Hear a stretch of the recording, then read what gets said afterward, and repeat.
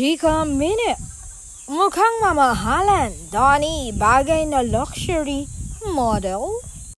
Mukhang ibang Donnie Pangilinan na ang nakikita natin ngayon. Hindi lang basta boy next door, kundi boy next door. Luxury star to be exact. Sa kanyang bagong photoshoot para sa Gucci, pinatunayan ni Donnie na kaya niyang dalhin hindi lang simpleng boyish charm, kundi pati na ang high fashion elegance. Suot ang mga piraso mula sa kilalang Italian luxury brand, agaw pansin ang kanyang sophisticated yet youthful aura. Parang tumawid na siya mula sa rom-com heartthrob patungong certified fashion guy.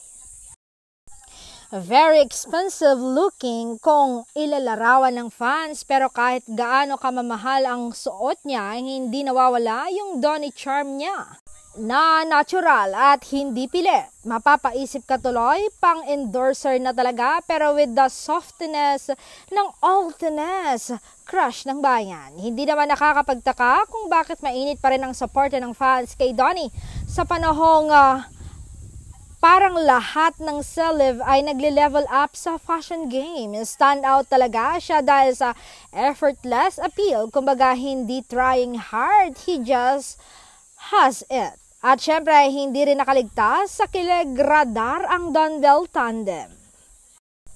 Sa comment section ng shoot, dagsang papuri hindi lang kay Donnie, kundi pati na rin ang pasimpleng kilig para kay Bel Mariano. With this new chapter in his career, mukhang mas marami pa tayong aabangan kay Donnie, hindi lang sa acting kundi pati na rin sa fashion scene. Who knows, baka siya na ang next Pinoy na maglalakad sa Paris o Milan Fashion Week. Isang bagay ang malinaw sa paningin ng fans, si Donnie ay hindi lang mamahalin, he's priceless.